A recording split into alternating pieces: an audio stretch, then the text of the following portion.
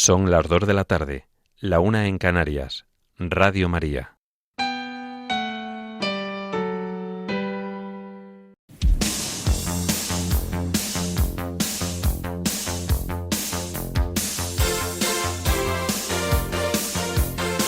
Servicios informativos de Radio María.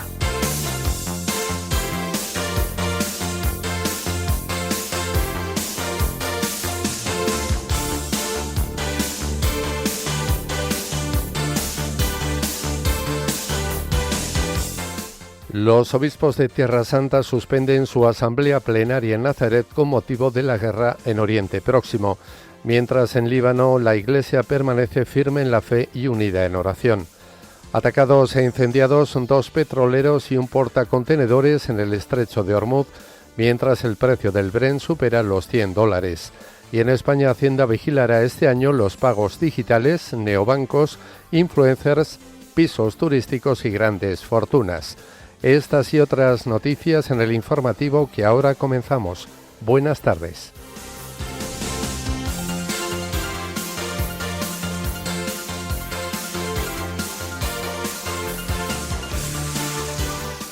El régimen de Nicaragua prohíbe la ordenación de sacerdotes y diáconos en las 4 diócesis del país cuyos obispos permanecen exiliados. El Papa León XIV nombra al limosnero de su santidad y prefecto del dicasterio para el servicio de la caridad al español Monseñor Luis Marín de San Martín, hasta ahora subsecretario de la Secretaría General del Sínodo de los Obispos. La Subcomisión Episcopal para las Migraciones y Movilidad Humana convoca unas jornadas en Madrid con el lema Migrantes Misioneros de Esperanza. El sacerdote salesiano Fernando García Sánchez es elegido nuevo secretario general de la Conferencia Española de Religiosos. Mueren 8 personas y 31 resultan heridas en un ataque israelí sobre Beirut, mientras el gobierno hebreo amenaza con tomar Líbano para hacer frente a Hezbollah.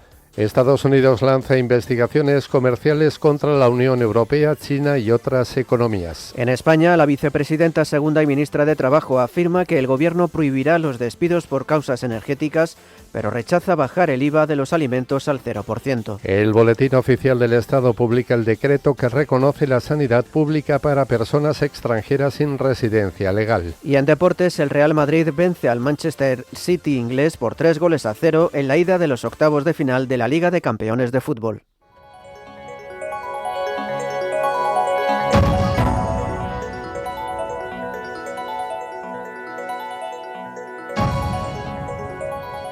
La Asamblea de los Ordinarios Católicos de Tierra Santa ha comunicado que ha suspendido la reunión plenaria que tenía prevista realizarse en Nazaret debido a medidas de seguridad con motivo de la guerra en la región.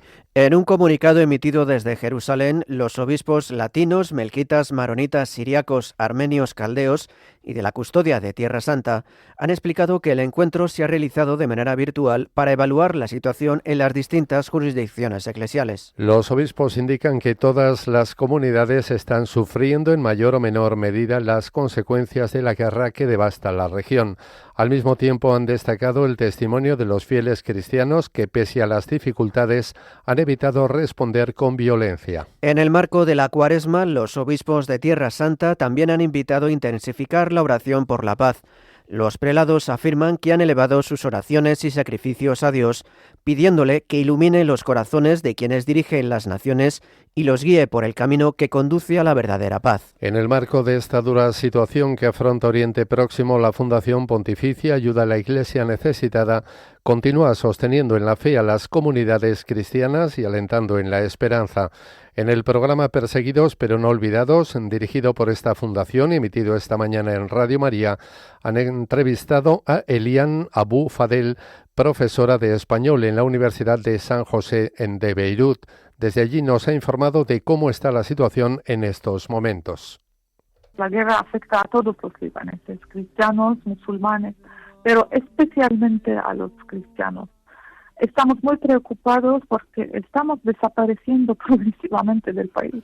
Nuestros hijos se marchan buscándose un porvenir más seguro, sobre todo más estable. Y muchos cristianos, como los profesionales, médicos, etcétera, también están emigrando porque la falta de estabilidad les impide ver el futuro y el futuro de sus familias. Todo esto provoca un vaciamiento demográfico de nuestra comunidad, sobre todo que ahora con todos estos bombardeos muchas familias se marcharon de sus pueblos, dejaron todo y están viviendo, dependen principalmente, o sea, viven y dependen de la iglesia y de algunas redes comunitarias para sobrevivir. En medio de todas las dificultades, la Iglesia en Líbano permanece firme en la fe. Así lo ha compartido Abu Fadel. Con todo lo que está pasando, en cada misa las iglesias están llenas.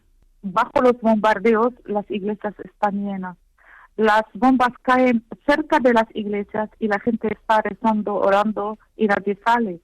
O sea que, como dije antes, la fe es lo único que nos queda.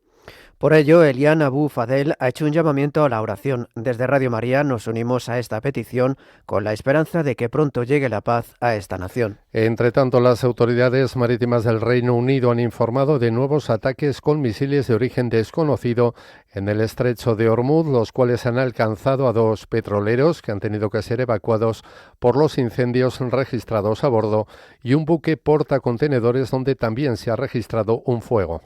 En concreto, el Centro de Operaciones de Comercio Marítimo del Reino Unido ha notificado un incidente a 5 millas náuticas, unos 8 kilómetros al sur de la ciudad iraquí de Basora, donde 2 buques petroleros han sido objeto de ataques que han provocado incendios a bordo de las embarcaciones.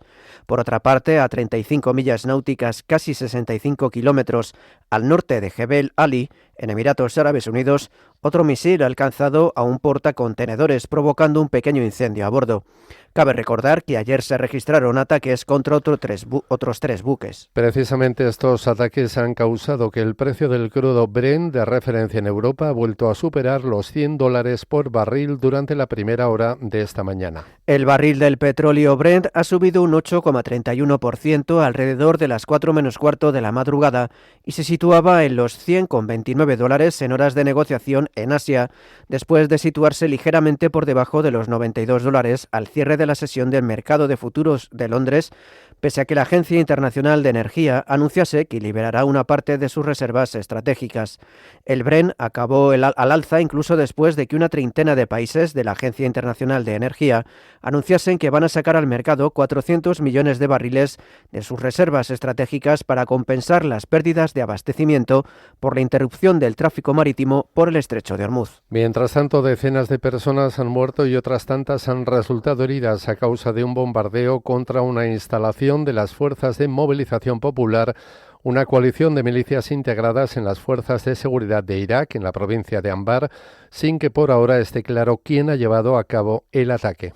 Fuentes de seguridad citadas por el portal iraquí de noticias Safak han señalado que el ataque habría dejado cerca de 100 muertos, más de 120 heridos y cerca de 45 desaparecidos, si bien las autoridades de Irak no han facilitado por ahora un balance de víctimas del bombardeo.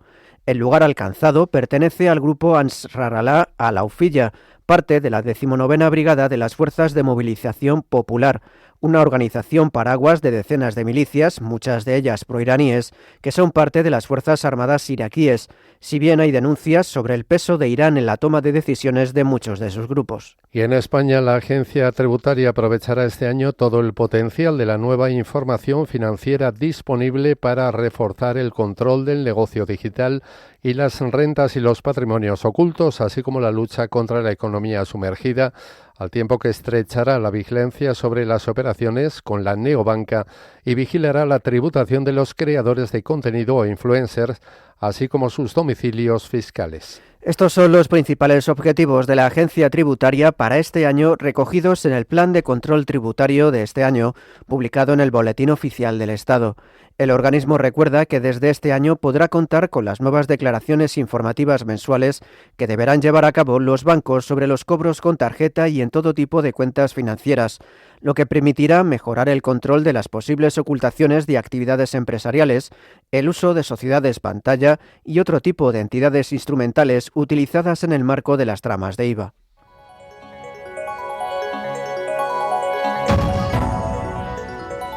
Noticias de la Iglesia en el mundo.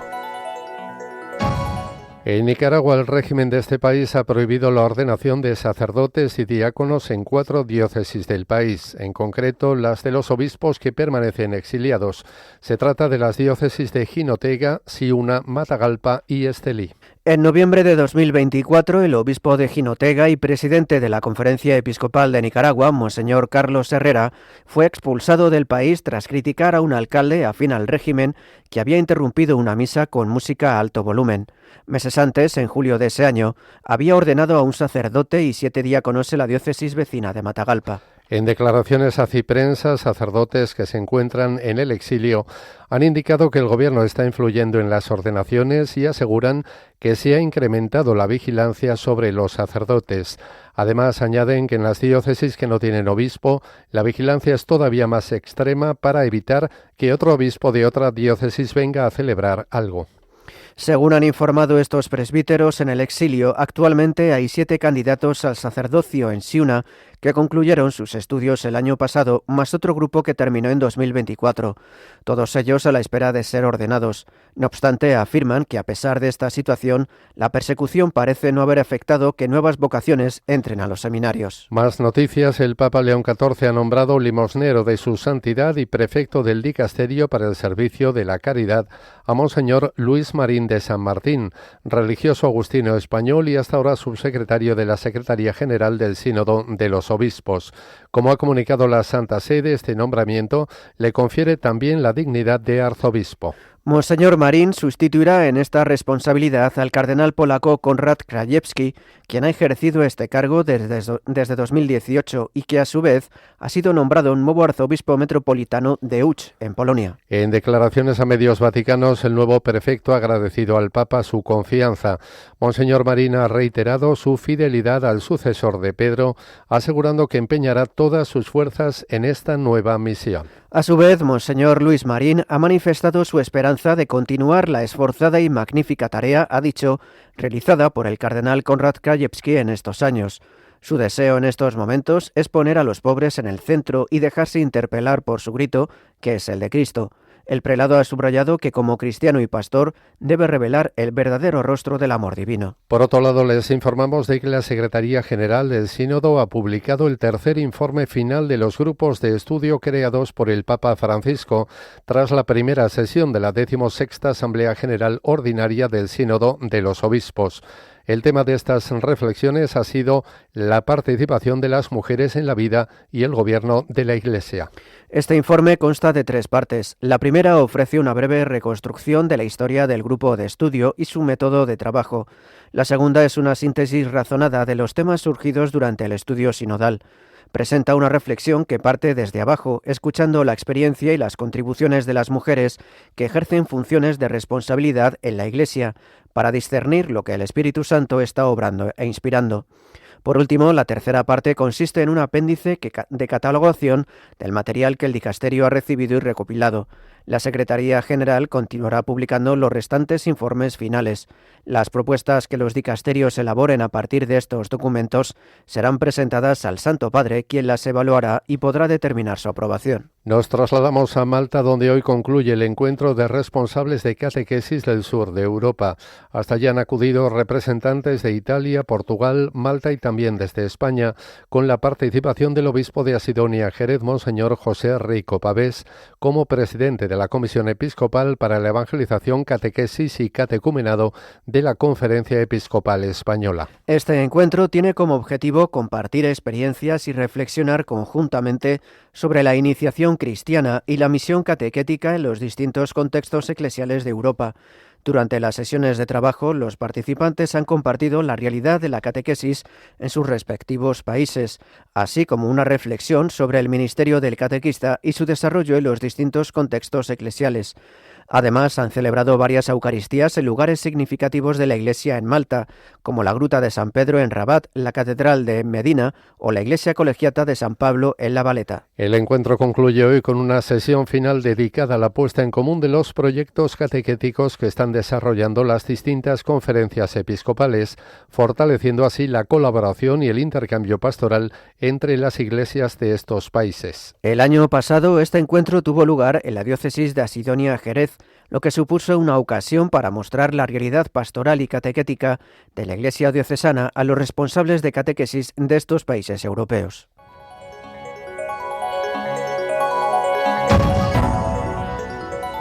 Noticias de la Iglesia en España.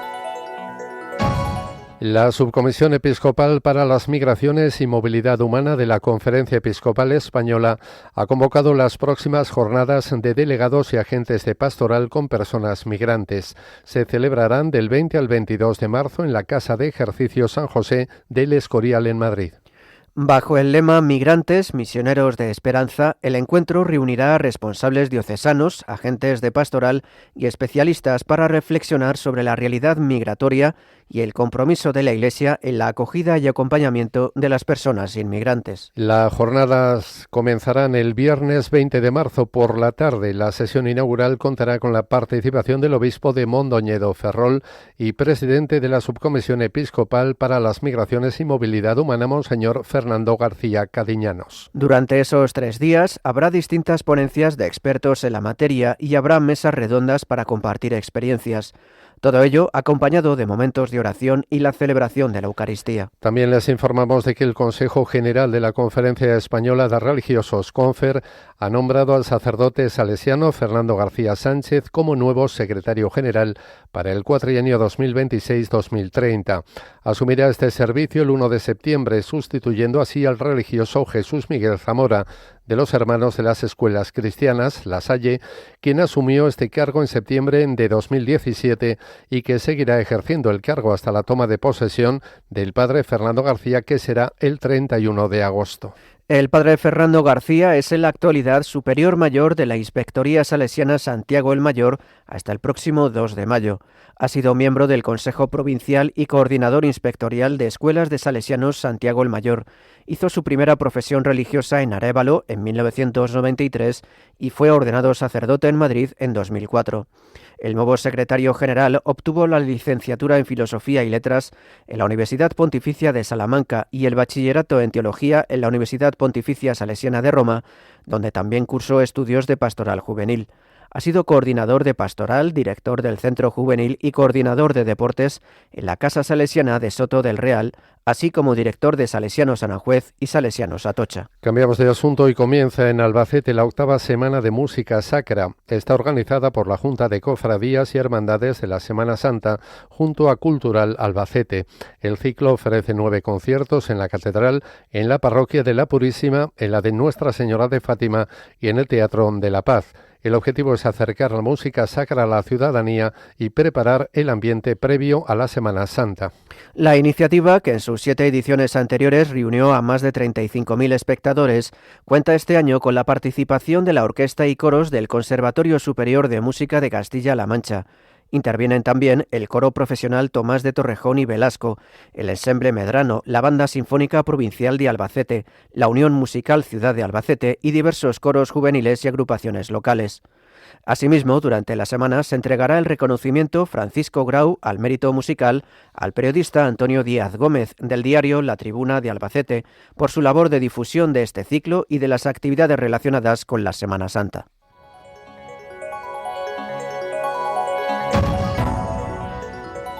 Información internacional.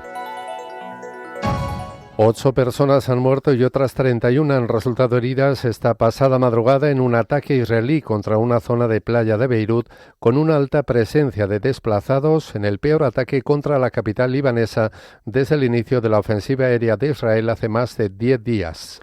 La acción de esta noche en la zona de Ramlet al-Baida ha coincidido con intensos bombardeos también en el suburbio beirutí del Dahie, una de las zonas más castigadas por esta ofensiva aérea que deja ya al menos 634 muertos, 1.600 heridos y a más de 800.000 personas desplazadas de sus casas.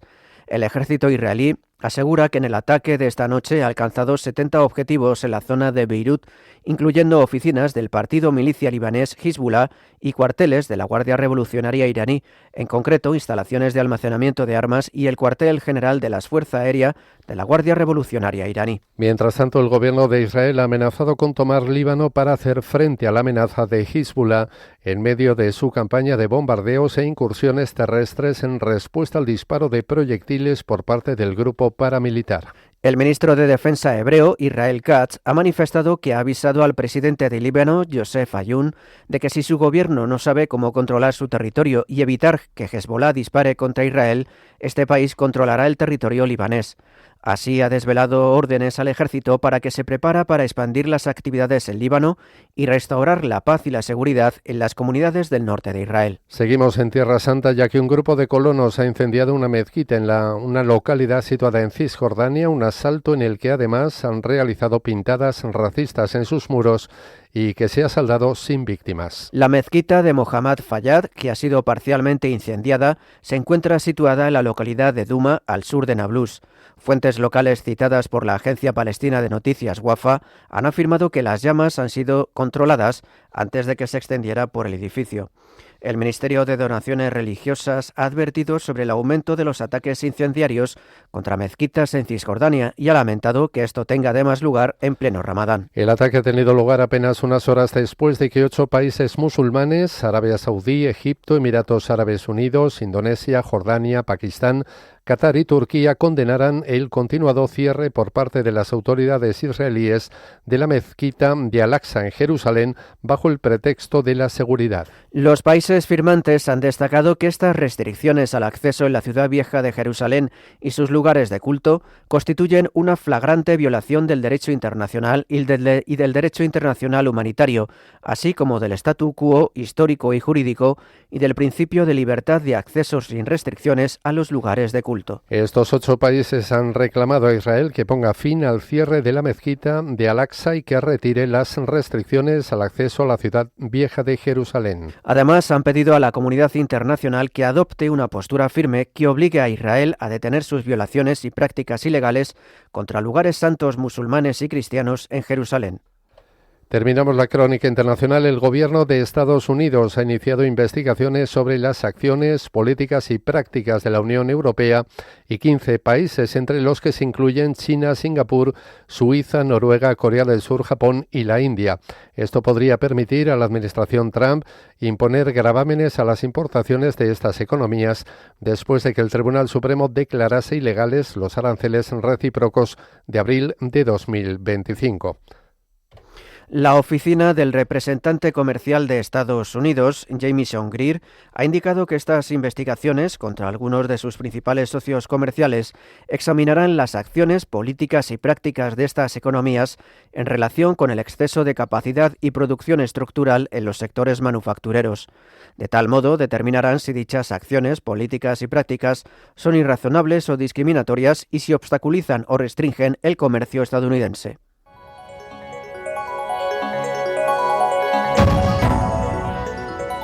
Información nacional. La vicepresidenta segunda y ministra de Trabajo, Yolanda Díaz, ha pedido tranquilidad a los españoles y ha dicho que el Gobierno está trabajando en un paquete de medidas, de las que algunas irán al Consejo de Ministros de la próxima semana para afrontar el impacto económico y social del conflicto en Oriente Próximo. La ministra ha afirmado que en lo que respecta a medidas sociales, la mayoría de los mecanismos, como los ERTEs, se pueden activar porque ya están recogidos en la legislación española. Díaz ha indicado que su prioridad es controlar ahora mismo el precio de la energía, que no se despida a nadie y congelar el precio del alquiler y paralizar los desahucios.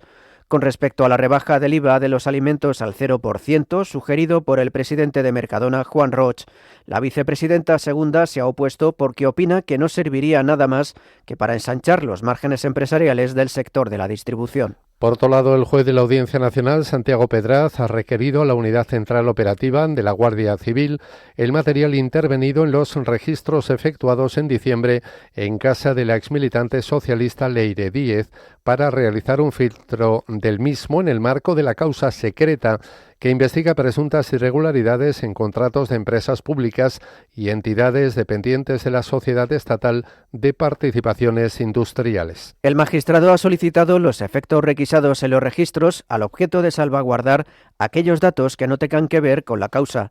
Díez fue detenida en diciembre de 2025 junto al expresidente de la SEPI, Vicente Fernández, y al administrador de Servinavar, Anchón Alonso, empresario cercano a los dirigentes socialistas Santos Cerdán. En aquellos días también se procedió a la entrada y registro de varios inmuebles, algunos de ellos vinculados a Leire Díez. Y el Boletín Oficial del Estado ha publicado el Real Decreto por el que se reconoce el derecho a la sanidad pública para las personas extranjeras con cargo a fondos públicos que se encuentran en España sin residencia legal. Para acceder a este derecho, los extranjeros sin residencia legal deberán aportar una declaración responsable en la que acreditarán que no dispone de cobertura sanitaria por otra vía. A partir de ahí, el Ministerio de Sanidad activará un documento provisional que permite el acceso a la asistencia sanitaria desde el primer momento y fija un plazo máximo de 3 meses para resolver el expediente. La norma reconoce además una serie de colectivos vulnerables que tendrán derecho a la asistencia inmediata con independencia de su situación administrativa. Entre ellos se incluye a los menores de edad, las mujeres embarazadas, las víctimas de violencia familiar, incluyendo a sus hijos, o sexual, explotación y trata, y los solicitantes de protección internacional o del estatuto de apátrida. Este derecho a la atención en la sanidad pública se ampliará a las personas españolas de origen residentes en el exterior y a sus familiares durante sus desplazamientos temporales a España, siempre que no tengan la cobertura prevista por convenios internacionales o la legislación de seguridad social. Les hablamos del precio del diésel y de la gasolina, que se ha disparado un 14 y un 8% respectivamente en la segunda semana desde el comienzo del conflicto bélico en Oriente Próximo, a rebufo de la tensión en la cotización del crudo por el bloqueo en el estrecho de Hormuz, que ha llevado el precio del barril de Brent hasta por encima de los $100. Habría que retroceder hasta marzo de 2022, en plena guerra de Ucrania, tras la invasión por Rusia, para encontrar una subida de tal calibre en los precios de ambos carburantes. Con este nuevo repunte, llenar un depósito medio de 55 litros de diésel tiene un coste de 90,47 euros.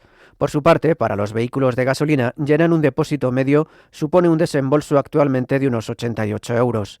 No obstante, ambos carburantes se mantienen lejos de los máximos que registraron el verano de 2022, en julio, cuando ambos combustibles superaron los 2 euros. Cambiamos de tercio. La directora de comunicación de la Organización de Consumidores y Usuarios, Ileana Isbernicianu, ha desvelado desde el Senado que el 90% de los consumidores a los que han encuestado no han recibido las compensaciones por las reclamaciones realizadas por el apagón del 28 de abril de 2025 y ha apuntado al Gobierno Central y a la Comisión Nacional de los Mercados y la Competencia por la falta de información. Así lo ha asegurado en su comparecencia ante la Comisión de Investigación del Senado sobre la incidencia en los consumidores del apagón del 28 de abril del año pasado.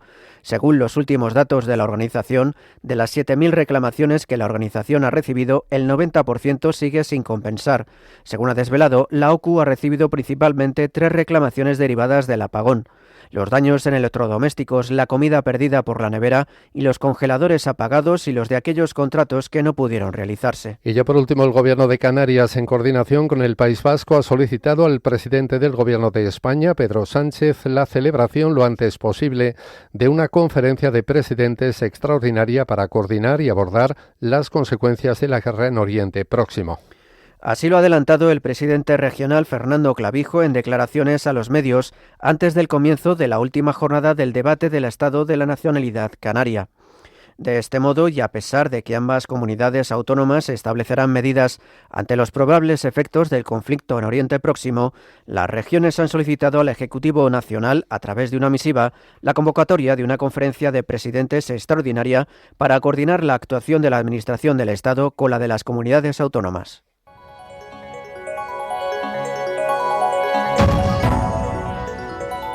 Información deportiva. Comenzamos hoy con la Liga de Campeones de Fútbol. El Real Madrid derrotó ayer al Manchester City inglés por 3-0 en la ida de los octavos de final. Los 3 tantos del conjunto merengue fueron materializados por Fede Valverde.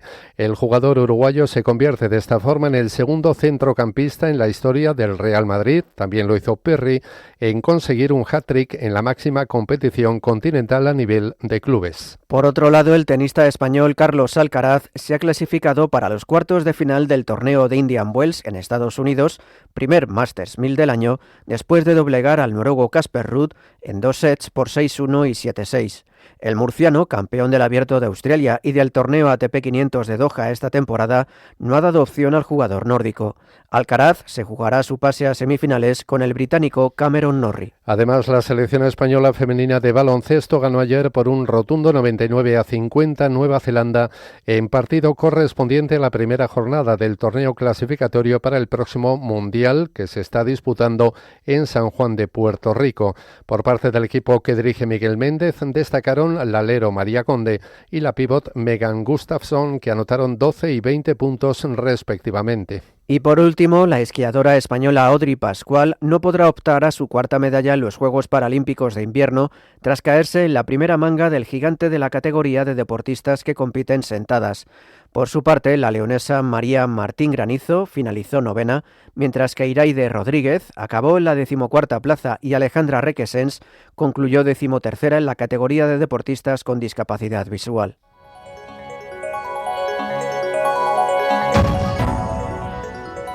Noticias autonómicas. Nos desplazamos hasta las Islas Canarias y nos quedamos en Tenerife para conocer las principales noticias de esta comunidad autónoma. Comenzamos contándoles que esta semana se está desarrollando en el Parlamento Canario el debate sobre el estado de la nacionalidad.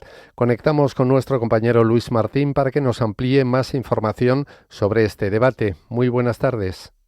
Hola, muy buenas tardes y un saludo muy cordial a todos nuestros oyentes de Radio María y un saludo también para ti. Pues sí, efectivamente, desde el pasado martes se está llevando a cabo en la Cámara Autonómica, el órgano legislativo que representa al pueblo canario, el debate sobre el estado de la nacionalidad, para tomar el pulso al gobierno autonómico y para valorar entre todas las fuerzas políticas cómo va la presente legislatura. El debate se abrió el pasado martes con el discurso de apertura a cargo del presidente del Gobierno de Canarias, Fernando Clavijo, quien centró su comparecencia en torno al decreto Canarias y la necesidad de sacarlo adelante entre todos. Por ello pidió diálogo y unanimidad de todas las fuerzas políticas para convertir dicho decreto en escudo social y económico de las islas.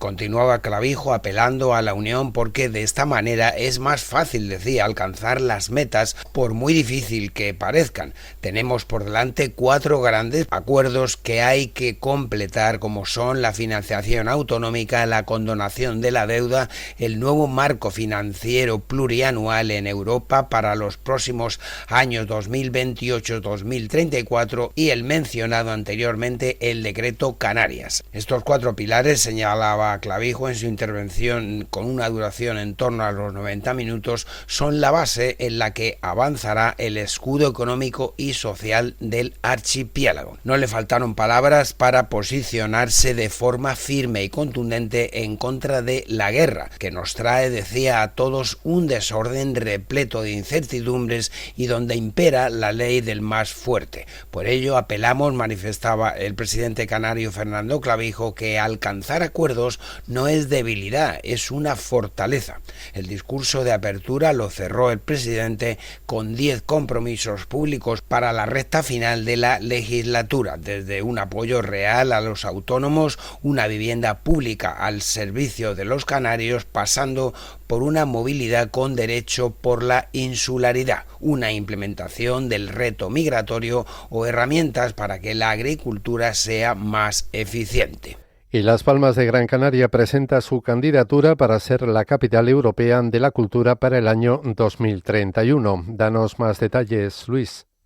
Sí, una delegación de la capital Gran Canaria, encabezada por la alcaldesa Carolina Darias, presentaron el pasado martes en la sede del Ministerio de Cultura en Madrid la candidatura, como comentabas, para ser la próxima capital europea de la cultura 2031. Aún faltan 5 años, pero ya las distintas capitales aspirantes inician su proceso para evaluar entre todas cuál es la mejor. Esta semana el turno ha sido para Las Palmas de Gran Canaria, quien quien defendió su propuesta en el Ministerio de Cultura ante un jurado europeo que es el encargado de evaluar a las ciudades aspirantes. Como decíamos, Carolina Darias, como alcaldesa de la ciudad, defendió la propuesta canaria sobre el lema "La rebelión de la geografía", con la que aspira a ser el epicentro de la conversación, contribuyendo a dar respuesta a los desafíos que tenemos por delante, manifestaba la alcaldesa. Desafíos como la desigualdad, la polarización, la vulnerabilidad de derechos o el acceso a una vivienda. Carolina Darias destacaba el trabajo realizado por el equipo que ha defendido la candidatura para que la ciudad sea la capital cultural que todos queremos, y daba las gracias al equipo de profesionales de distintos ámbitos del sector cultural y que ha vivido en primera persona el poder transformador de la cultura, y por el personal de la oficina de la capitalidad. Nada más, es todo por esta semana, con el deseo de que sean felices en este tiempo de Cuaresma. Hasta el próximo día, si Dios quiere. Gracias, Luis, y hasta la semana que viene. Y finalizamos este informativo con la previsión del tiempo realizada por Miriam Herraiz. Esta tarde el viento soplará con fuerza en Canarias, en el estrecho y en la costa gallega. Se espera mala mar en Canarias, en el estrecho, en las costas gallega y cantábrica, con olas de entre los 2 y los 4 metros. Y mañana viernes amanecerá con nieblas en la mayor parte de España. Se espera una jornada con intervalos nubosos en gran parte del territorio nacional, con precipitaciones que entrarán por Galicia y se irán trasladando por el resto del norte peninsular. El viento soplará con fuerza en el archipiélago canario y en el noroeste de la península. La mar estará alterada en Canarias y en el estrecho con olas de entre los 2 y 3 metros, mientras que en la costa gallega y en la cantábrica las olas podrán alcanzar o superar los 5 metros. Las temperaturas serán bastante parecidas a las de hoy.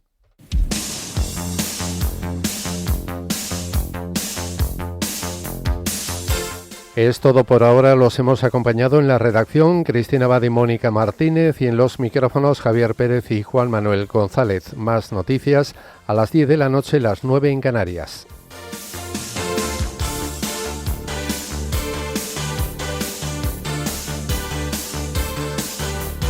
Informativos de Radio María.